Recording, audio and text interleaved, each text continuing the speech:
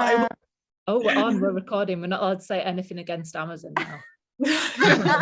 Or we only speak against Amazon and make it a protest.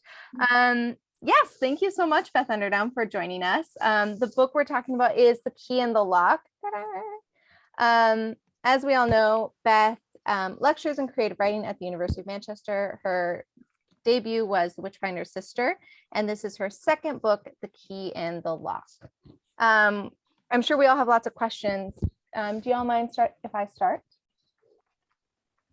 I don't think you're allowed to mind. I think that's how it's going to be. I'm just in control now, drunk with power, as it were. Cool. So Beth, I was wondering. Red wine. Oh yes, that's the true thing. Sorry. I mean, no, you recording? Okay. No, it's fine. I was gonna say I also have wine in my cup, but you can't tell because I'm sneaky. So you have two timelines in this book, but they're both with Ivy. And I was curious, when writing, they each kind of have their own arc, but of course it's also the same character. And so you have young Ivy and also mature Ivy. Mm-hmm. How was it? Was it a challenge or was it a joy to have one character's arc influence the other arc, if that makes sense? Yeah, sure. As a little preface, yeah, I know at least one person hasn't read it because Liz hasn't, but like, am I allowed to spoil her? Because like Liz, in the context of it being like about craft, if you see what I mean. Because like that's the other funny thing with this book is like doing normal events for it where you have to assume that a chunk of the audience haven't read it. There's quite a lot of spoilers, if you see what I mean, in terms of the kind of talking about what the book is or what it's about, if you see what I mean. So yeah, it would be great if I can spoil her. So I already said she'd spoil everything. So. Okay, cool. So was it a challenge or was it a joy to interweave the two? Mm-hmm. Nothing was a joy, just nothing. That's one thing to say. Yeah. But it was quite satisfying. It took a lot of different attempts to. It ended up with a structure where roughly it starts like the alternations start off longer and then very roughly get quicker and quicker towards the end of the book. The previous draft from this, that was completely true, as in there were two quite long sections at the start of the book. There was no prologue. So it was like 4 chapters, and then kind of going on from there. And the editor who I was working with at the time didn't feel that that was punchy enough. So I kind of punched up the beginning a bit, and that's where that prologue had floated around anyway. But I'd ended up putting it into a kind of 5 or 6 chapters in or something like that. It was near the beginning, but it wasn't the beginning. And then in the end, I pulled it out again because that's sort of what they seem to want. They seem to want not to be with the 1888 timeline for a long time, if you see what I mean, and then suddenly be wrenched into the, oh no, I think it was starting with 1918. It was starting with 1918 for like 4 chapters without huge reference to the older timeline, if you see what I mean, if that makes sense. So it took some working out, still might not be perfect. I think if like, it's really interesting with this book, like reviews have on the whole been really good. They've tended to be better from writers than they have from readers. Really? Right.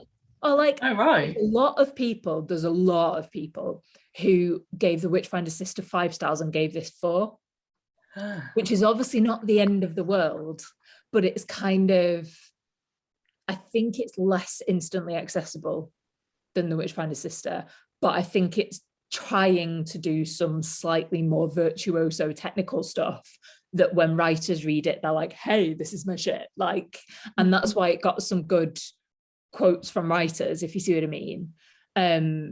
But if there's a criticism that readers are making, one of the criticisms is it's a bit slow in the first third, if you see what I mean. And then obviously like after that, it's a bit harder to accuse it of being slow. because it starts to kind of become more choppy.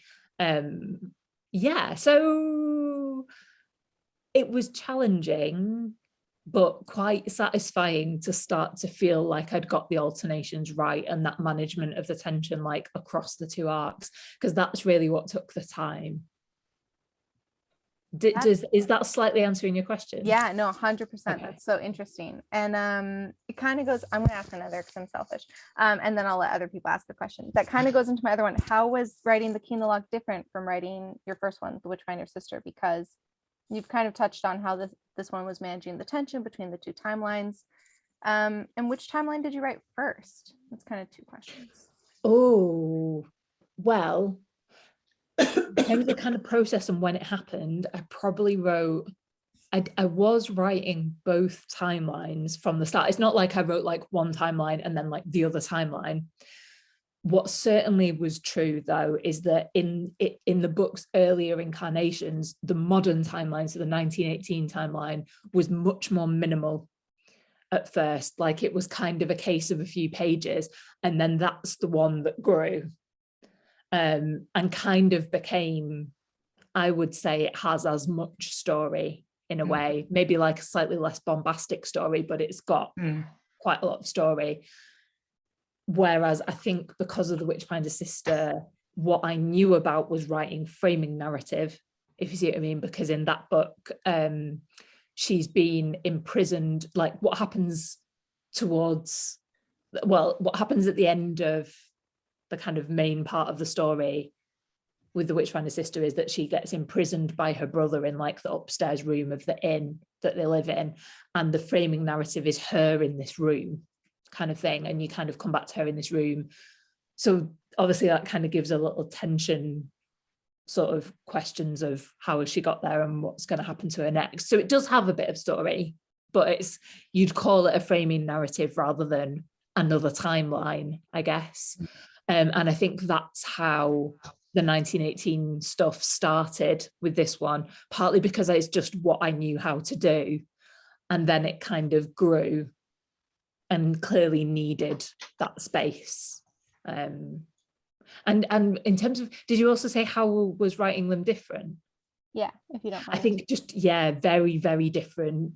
With The Witchfinder's Sister, it took me a long time, and I was working full time at through those years as well. And there was some time during that time that I was ill, so everything kind of slowed right down and sort of, and very. I remember being like very intensely afraid in those years that someone else was writing a Matthew Hopkins book and that it would make mine not possible. And that didn't turn out to be a problem, but definitely is for people sometimes. If you see me, it seemed to me like to be a small enough, niche enough topic that if there was another one doing the rounds that year, that would be enough of a reason for agents to say, no, you're okay. So there was that kind of real history thing of sort of like, oh shit, is someone else going to do this? Whereas The Key and the Lock is obviously like very much made up. And so with the first one, and then the other thing that happened with the first one is that it got taken on before it was finished. It got taken on, which is again unusual, but the framing narrative in the first one was pretty much like, my editor at that time said, I think it needs a framing narrative. So that book just didn't have a framing narrative. It opened with Alice has gone back to Manningtree and just went through from there and didn't have anything complex going on with time other than sort of like some memories of her marriage and stuff like that. And the editor said, I think it needs a framing narrative. So that was she was quite involved in that sense. Whereas with The Key and the Lock, I think I got, as people do sometimes with second books, I don't know if I'll get any wry smiles for that. I had a bee in my bonnet about a few things. And one of the things was because I'd done a book that was based on real history, and I felt that history was such a gift, like it sort of wrote the book for you, was what I felt about it. I mean, obviously that's not like true as such, but I got a bee in my bonnet about whether I can make anything up or not, and like whether I could make up my own plot that was good, you know, and function in the way that I wanted it to function. So that's kind of what I ended up trying to do and probably overthinking. So they were really different, basically. But also succeeding in the end. Let's hope, yeah. 4 so. stars. 5 here. Does anyone else have a question? I'll open it up. I won't be so selfish. Tom. Hello. Tom. About the plot then. So I'm really interested because obviously in your 100 days of writing, you're very much sort of sharing your process and how you went along sort of developing your characters and your voice. When you sat down to work out the plot of this and also the Witchfinders, what was the process? Was it sort of kind of not make up as you go along, but was it very much putting in bits and pieces as you went along, or was there like a big post-it note wall of everything that happened? With the Witchfinder sister, it was different because I wanted to do that Hilary Mantel thing of not messing with the history that was known. So, for instance, this is spoilers as well. It's basically known that Hopkins died in, I think it's 1647 or something, isn't it? But like, or 49, I actually can't remember now. But it's known that he died when he died, and it's basically fairly certain that he died of consumption, as opposed to anything more wacky happening to him. So I had to kind of, it was a little bit of reverse engineering. Like I had to make a story where that was true, but that wasn't just a little bit like, and then he died, you know, like that sort of had a kind of plot feeling to it. So I was much more, it was different with that book because I was much more constrained. And also I didn't feel too bad about bending things to do with Hopkins actually, but I remember feeling really, really strongly that I didn't want to bend who the women were. And I wanted all of their stories to be accurate and to take place in the place that they really took place, and for them to be tried at the correct trials and condemned in the right place and stuff, but also to make that feel like something that escalated rather than just be, and then this happened, and then this happened, and then this happened. So that was kind of like, I don't really remember, I don't think I had anything like this level of organizedness of a process, but if that process was anything, it was a spreadsheet, if you see what I mean.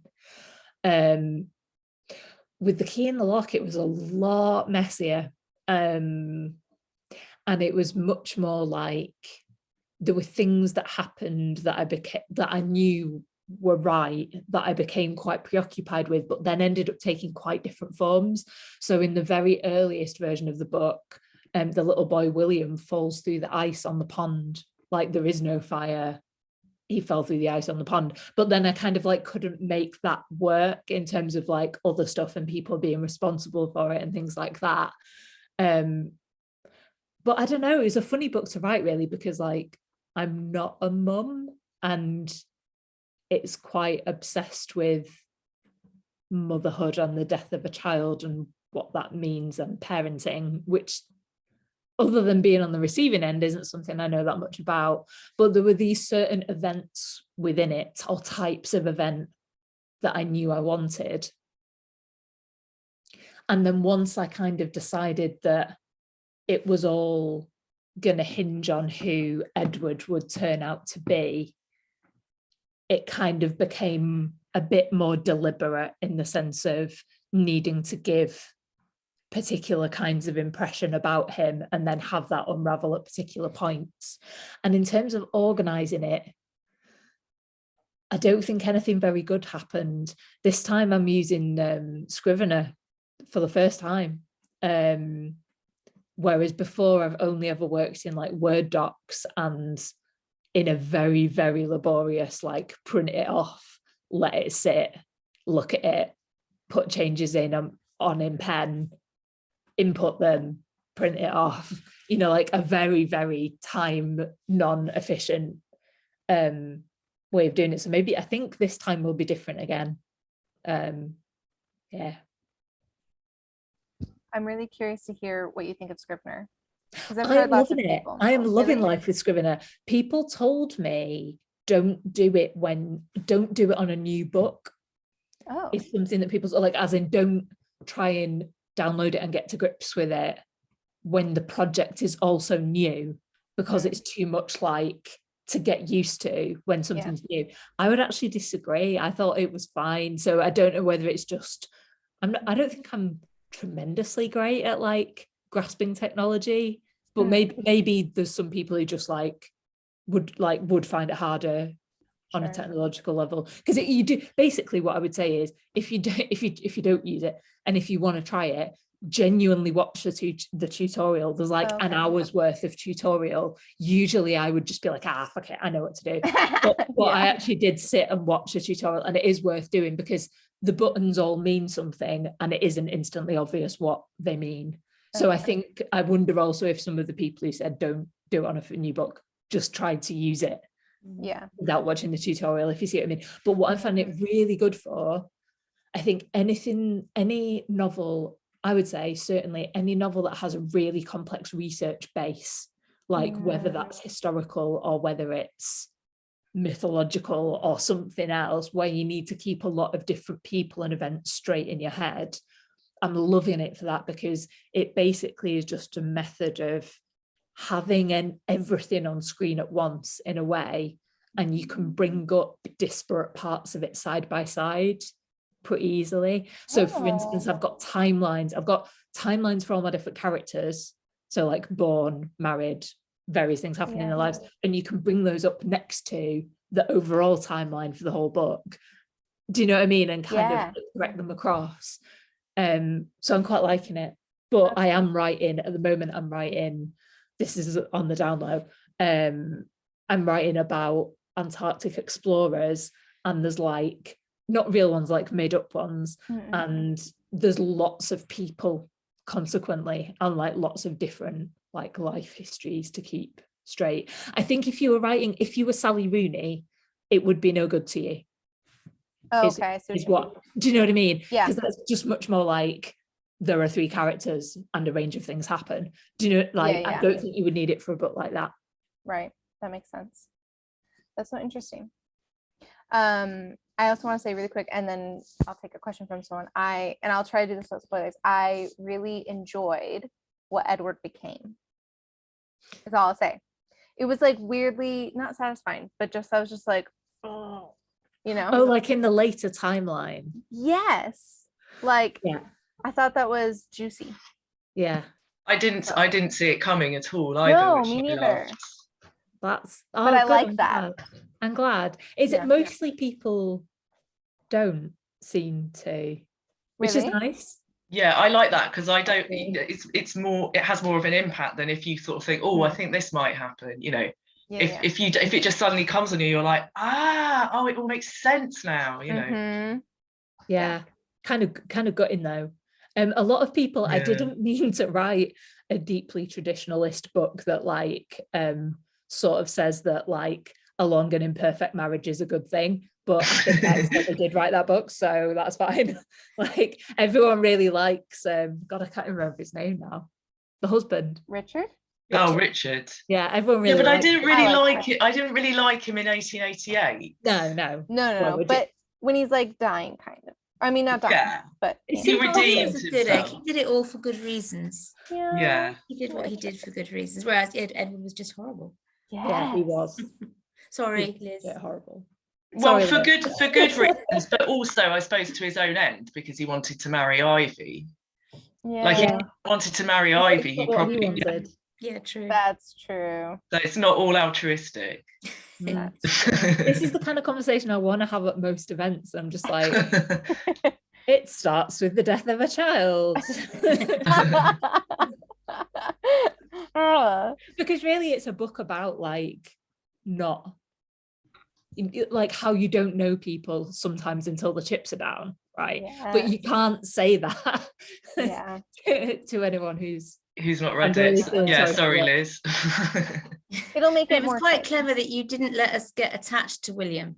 We knew immediately that William had died before anybody thought, oh, that poor child. You know, we didn't get that sort of link with him. I mean, I did still think that poor child. Well, yes, but I mean, you would always think that poor child, but I mean, you didn't sort of feel the empathetic sort of maternal instinct towards him because he died that's Yeah, soon. you don't get I felt anyway. much of a look at him, do you? No.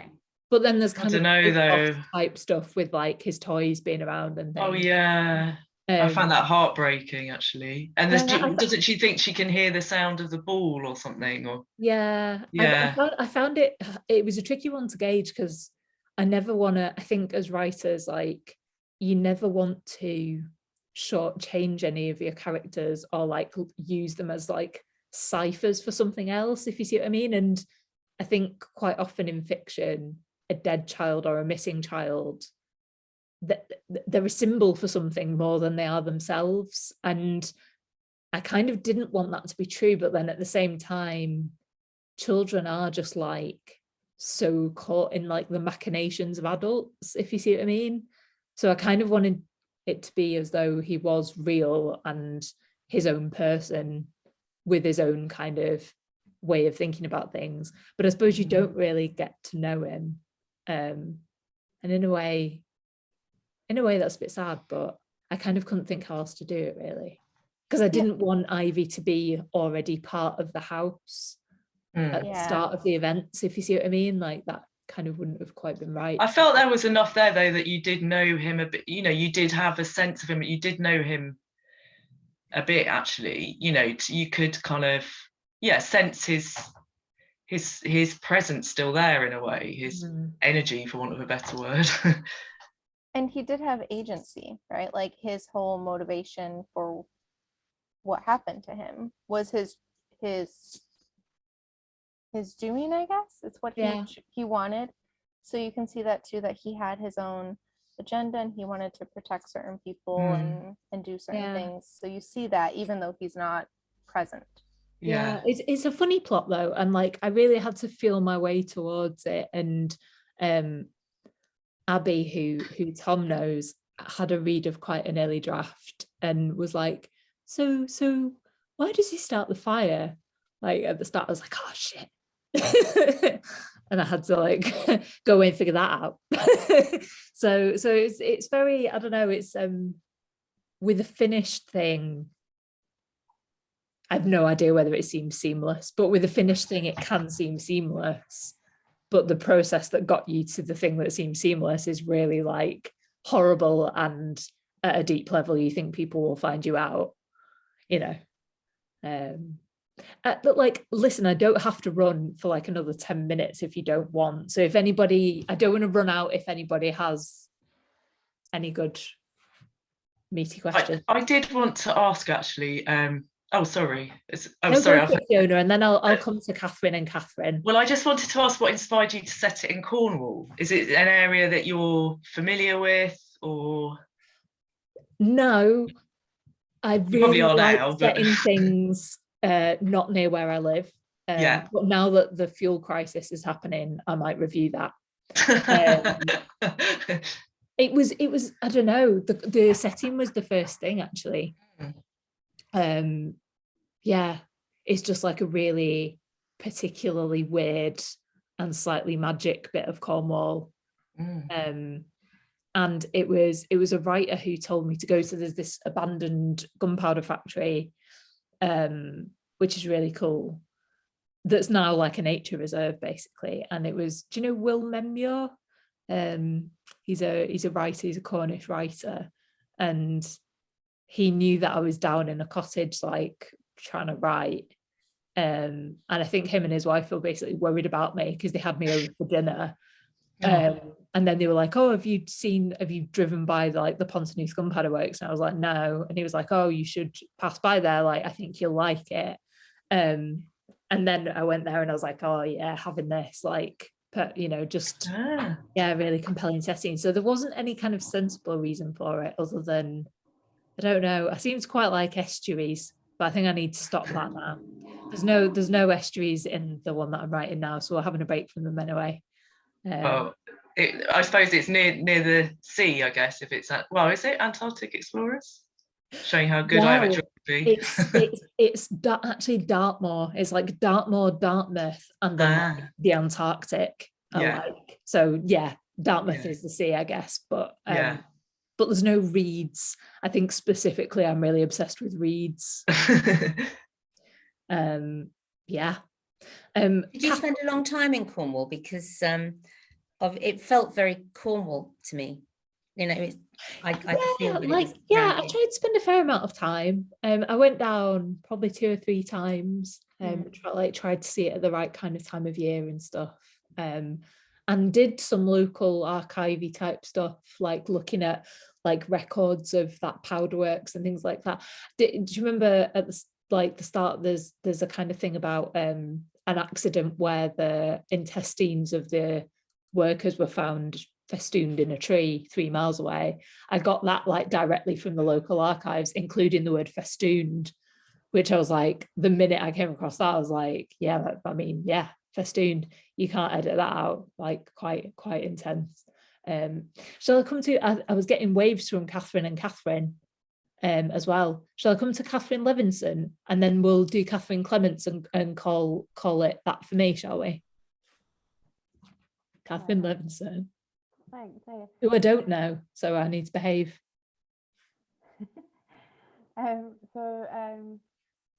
Yeah. I've got to think of the one question. I have several.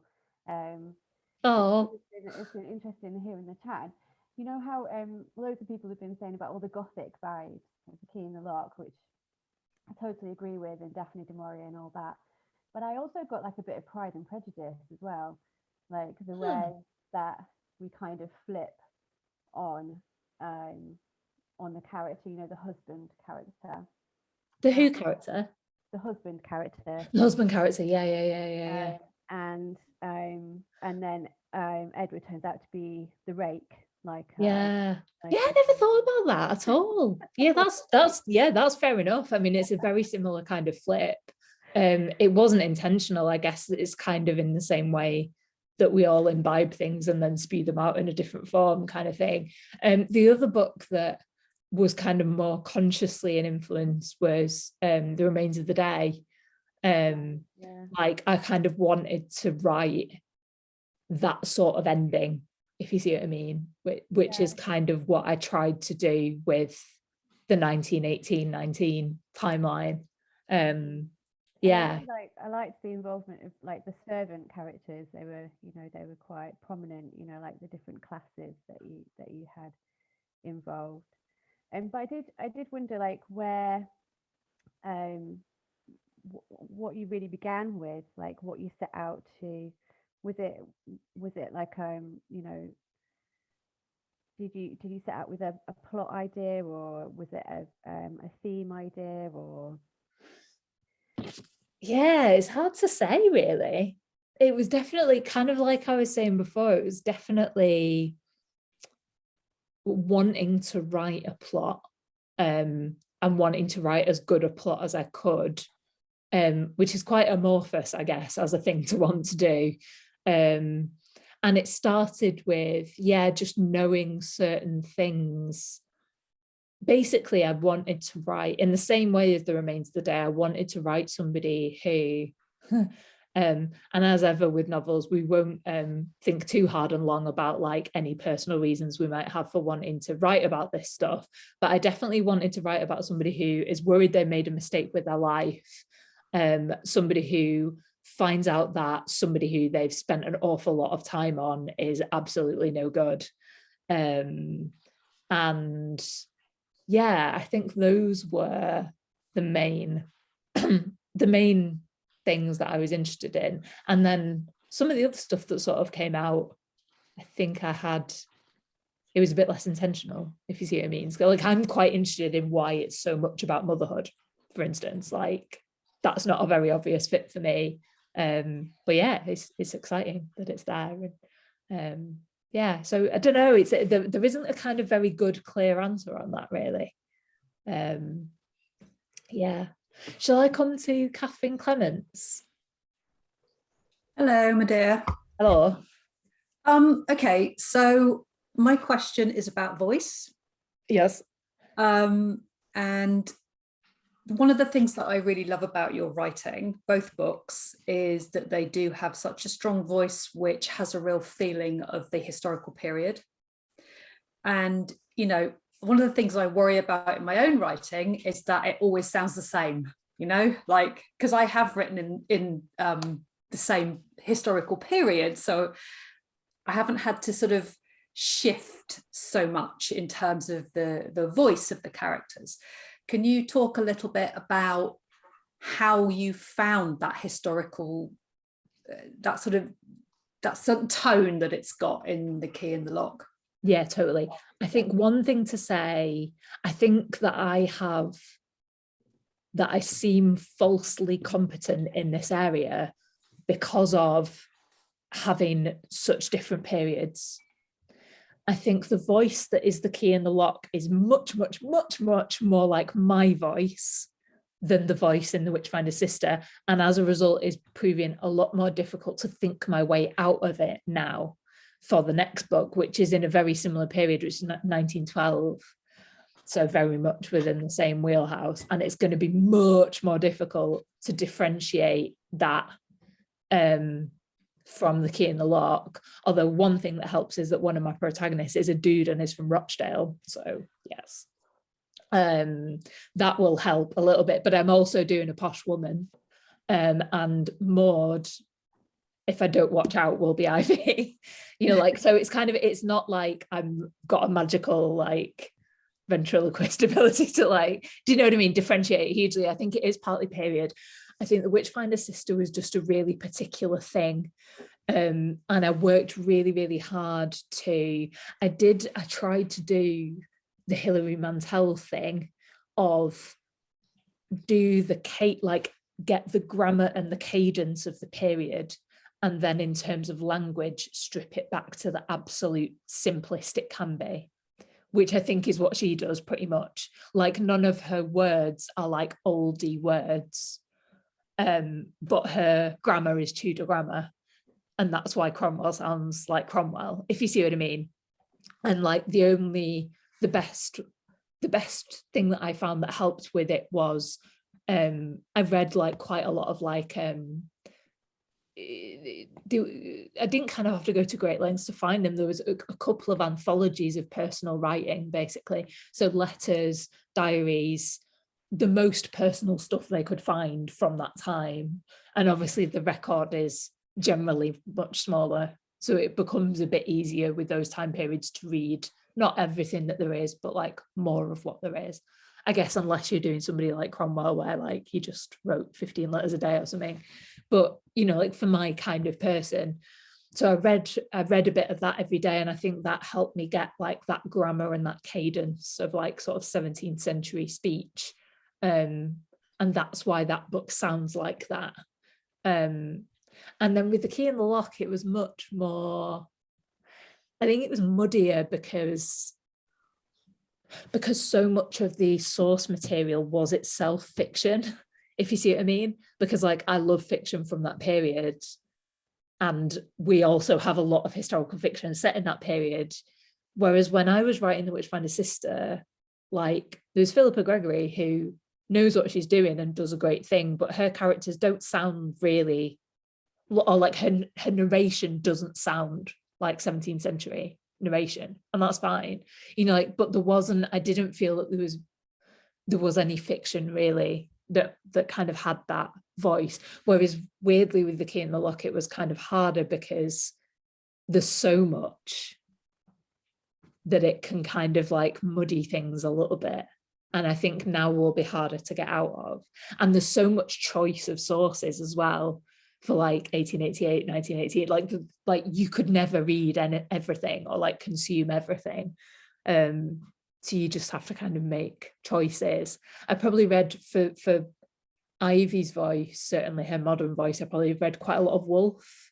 But I'm kind of getting a bit fed up with Woolf as being kind of like that, does every woman from 1917 have to sound like Woolf? Do you know what I mean? Like it's kind of, and it's because she's like the best diarist and most prolific diarist that we have, but I'm kind of interested in whether Maud can sound different than that. So yeah, that's sort of how I did that. Is that? Yeah, no, that's great. That's great. But it's all fault, you know, it's like not, I think I had a very like not an easy time, but a very specific time with the Witchfinder Sister, like trying to do that. And I think I was a bit lucky because I know like other people had written fiction set in the 17th century, but really not that many people had, like at that time.